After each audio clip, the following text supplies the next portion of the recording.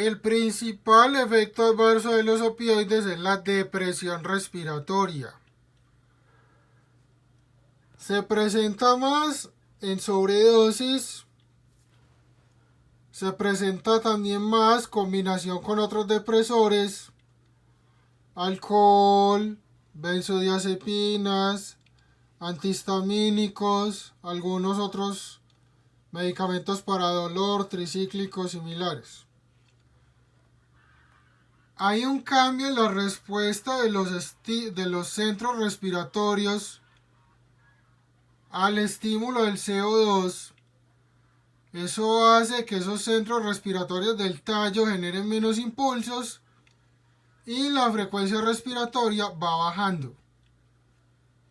El paciente al inicio presenta depresión del estado de conciencia, presenta bradipnea y al final, si no se le hace manejo, soporte, oxígeno, antídoto, que enseguida lo menciono, ese paciente entra en un paro respiratorio y se muere.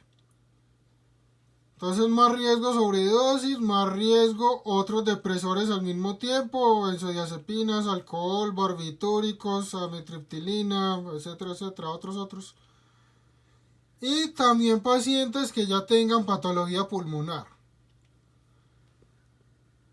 Cuando hablo yo de que el paciente está entrando a una depresión respiratoria, cuando tiene una frecuencia respiratoria menor de 12. En ese paciente hay dos alternativas. Uno, oxígeno, manejo de soporte, intubar, ventilación mecánica, dado el caso. O dos, utilizar un antídoto que se llama naloxona, con X, naloxona. Esa naloxona es un antagonista. Entonces los opioides activan los receptores mu. La naloxona bloquea, antagonista, los receptores mu. Revierte la depresión respiratoria.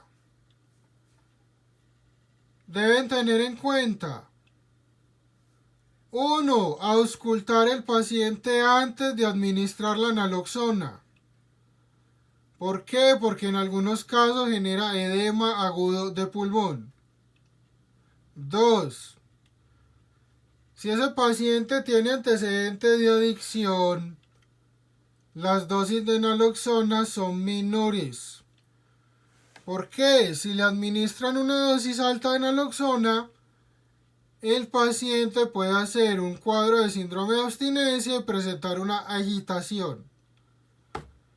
Y tercero, si es un paciente con un dolor crónico, por ejemplo un paciente con cáncer, tuvo una sobredosis, hizo la depresión respiratoria, la naloxona también se administra en dosis más baja. Si administran una dosis alta, el paciente despierta con dolor, hace una liberación masiva de catecolaminas y puede presentar una crisis hipertensiva, un evento cerebrovascular o una arritmia. Entonces, pacientes adictos o pacientes con dolor, la naloxona se utiliza en dosis más bajas,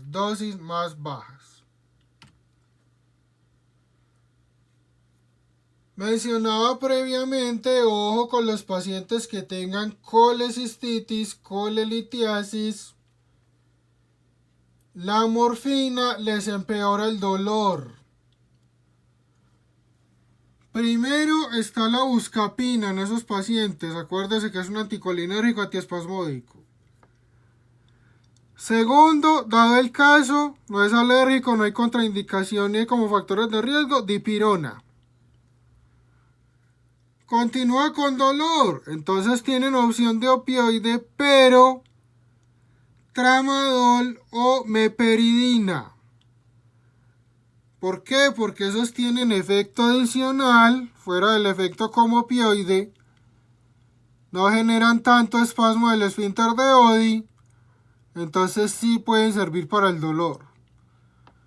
No le administren morfina a un paciente con colelitiasis, colecistitis o coledocolitiasis. Le empeora el dolor.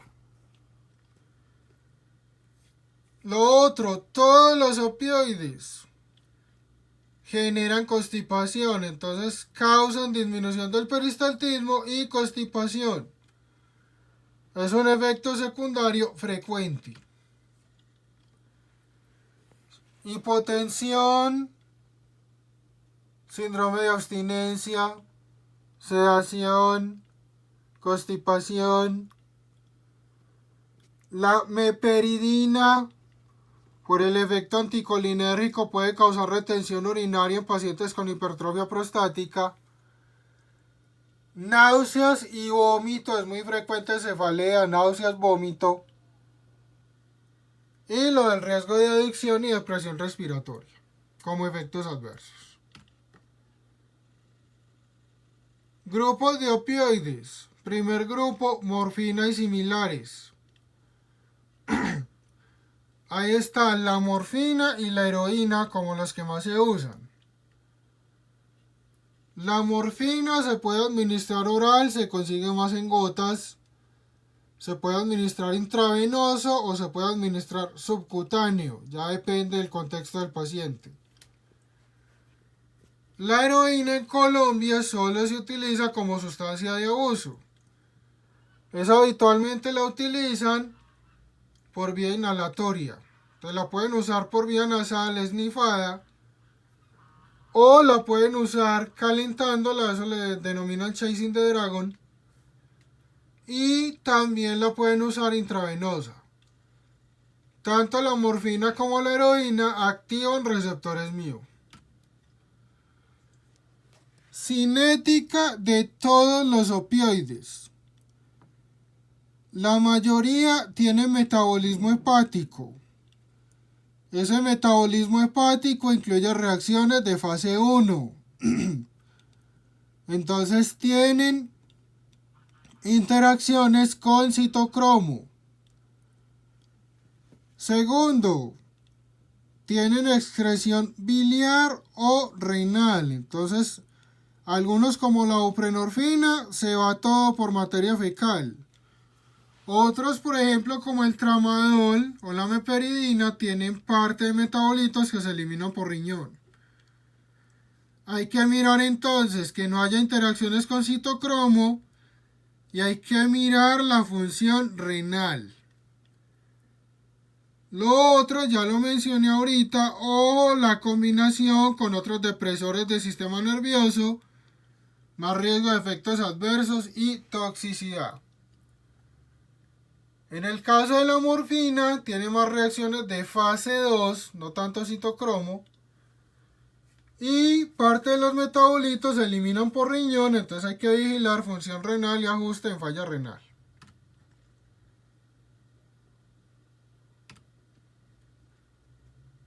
Segundo grupo, meperidina.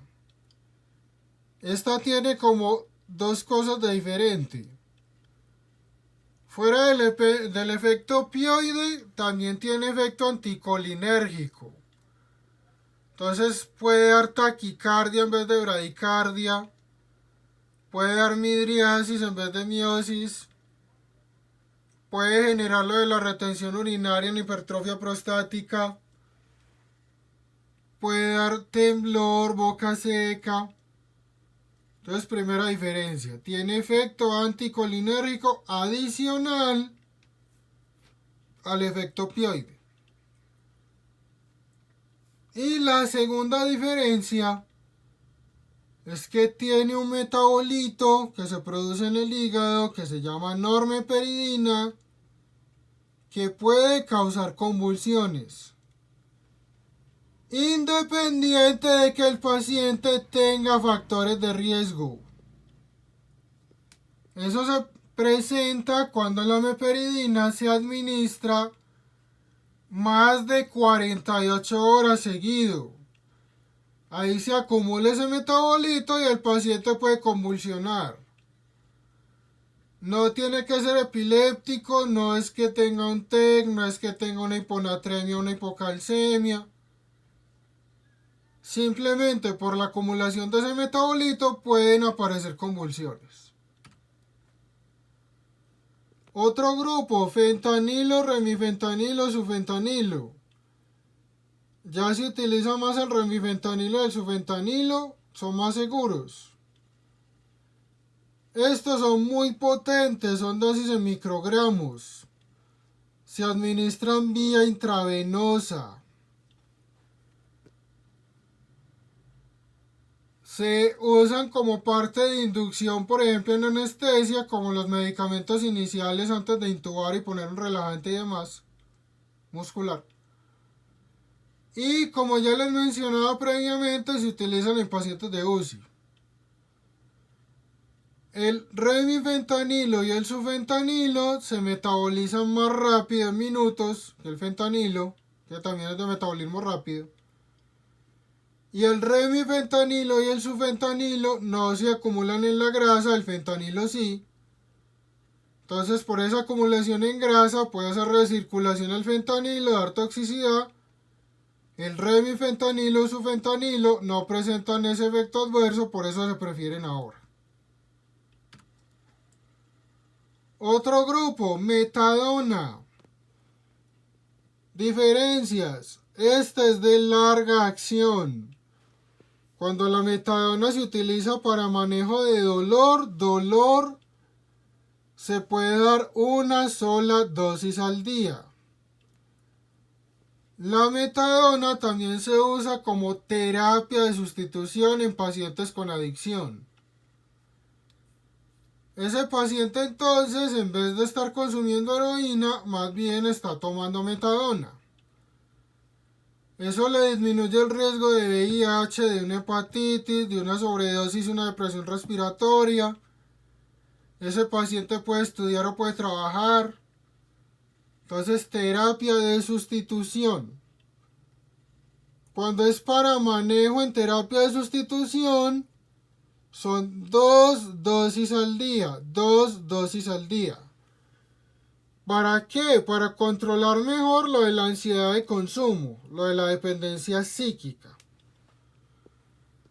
Segundo detalle, comparado con la morfina y otros opioides, da menos riesgo de depresión respiratoria, menos riesgo. El que da menos riesgo de todo se llama buprenorfina. También se puede usar en terapia de sustitución, pero los pacientes recaen más. La buprenorfina no controla tanto el deseo de consumo como la metadona. Tercer detalle, esta se une mucho a la albúmina. Entonces, ojo con pacientes que tengan hipoalbuminemia. Hipoalbuminemia, riesgo en paciente quemado, paciente desnutrido, paciente alcohólico, cirrosis o falla hepática, síndrome nefrótico. Hipoalbuminemia, queda más metadona libre, pasa más al sistema nervioso, riesgo de efectos adversos, toxicidad. Otra diferencia, la metadona tiene una estructura similar al verapamilo.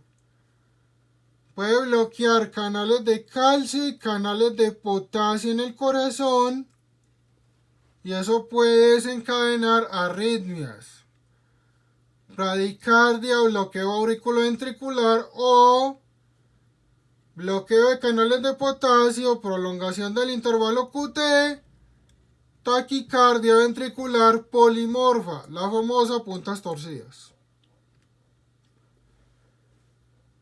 Tramadol. Este tiene el efecto agonista, pero es un efecto agonista menor comparado con otros opioides.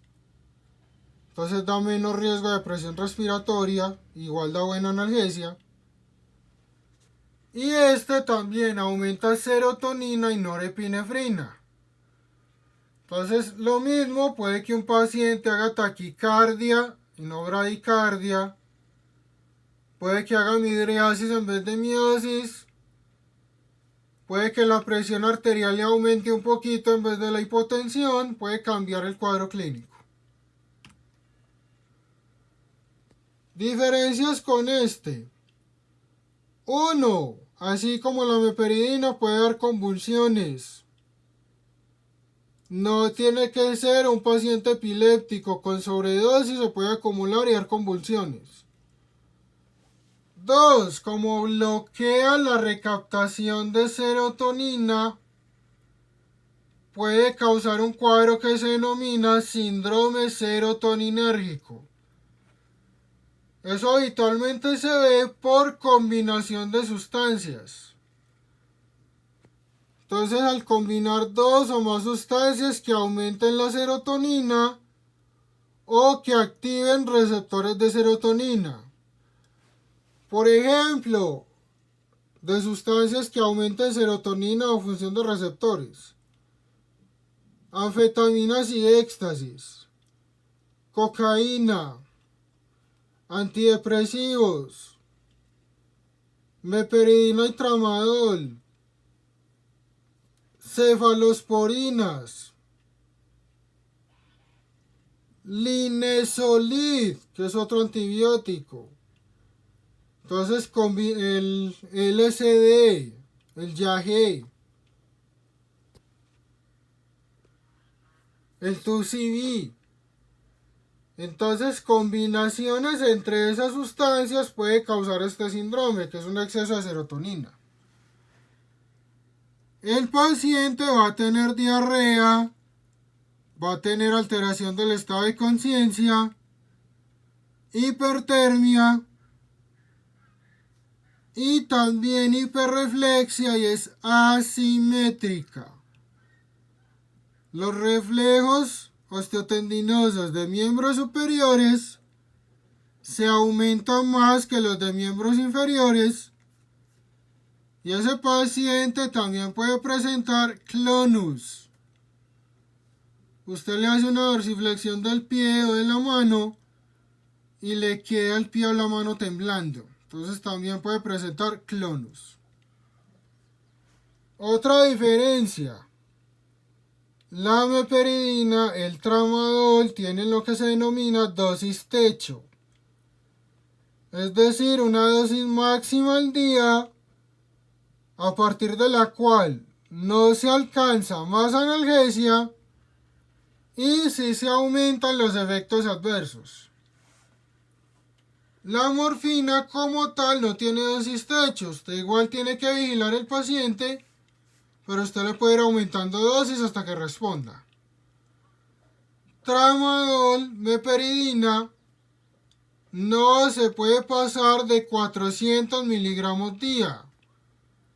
No me aumenta la analgesia, sí me aumenta los efectos adversos. Otro grupo, buprenorfina. Este es un agonista parcial. Casi nunca genera depresión respiratoria.